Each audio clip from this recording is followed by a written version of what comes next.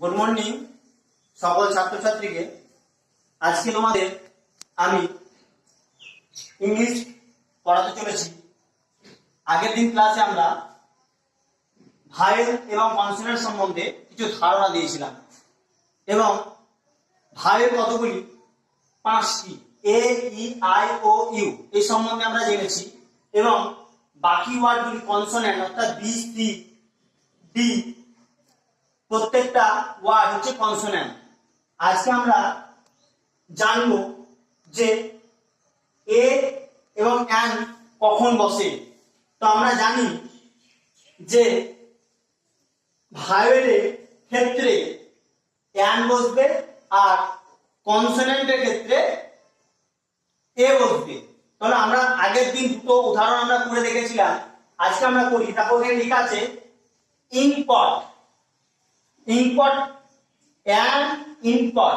এখানে ভায়েল কি আছে? আই। তোমরা লক্ষ্য করতে পারছো ভায়েল এখানে আই। তাহলে আই ভায়েল, তা ভায়েলের আগে থাকলে আমরা কি বলতে বলেছিলাম? অ্যান্ড। অ্যান্ড ইনপট মানে একটি কালির দোয়াত। গুড। এখানে তোমরা লক্ষ্য করো ড্যাশ অ্যাস। আবার তোমরা লক্ষ্য করো এ, এখানেও ভায়েলে এ আছে, তাহলে এখানেও অ্যান্ড। And as. অ্যানাস মানে কি? অ্যানাস মানে একটি, বলো, গাধা। গুড।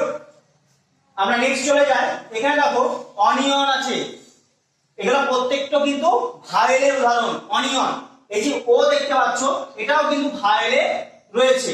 এখানেও এ অ্যান্ড, অ্যান্ড অনিয়ন, একটি অনিয়ন মানে পেঁয়াজ। ঠিক, গুড। লাস্ট আমাদের ভাইলের উদাহরণ হচ্ছে ড্যাশ আউল। ড্যাশ আউল কি হবে এখানে, বলো? হ্যাঁ, অ্যান্ড আউল, তার কারণ এখানেও ভায়েল। ঠিক আছে, এবার আমরা কনসোনেন্টের দিকে যাব। উদাহরণে কনসোনেন্ট কি আছে?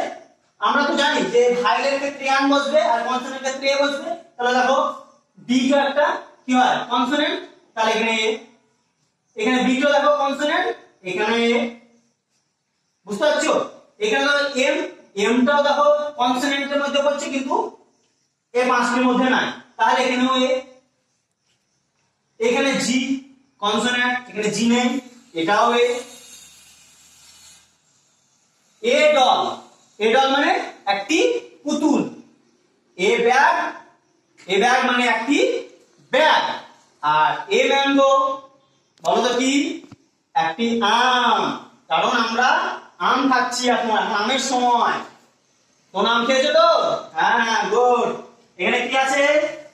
ড্যাশ গ্লাস মানে এ গ্লাস। এ গ্লাস মানে একটি গ্লাস। গ্লাসে আমরা কি করি? জল পান করে থাকি। গুড। আজকে এই প্রতিটা উদাহরণ তোমরা খাতায় ভালোভাবে লিখবা।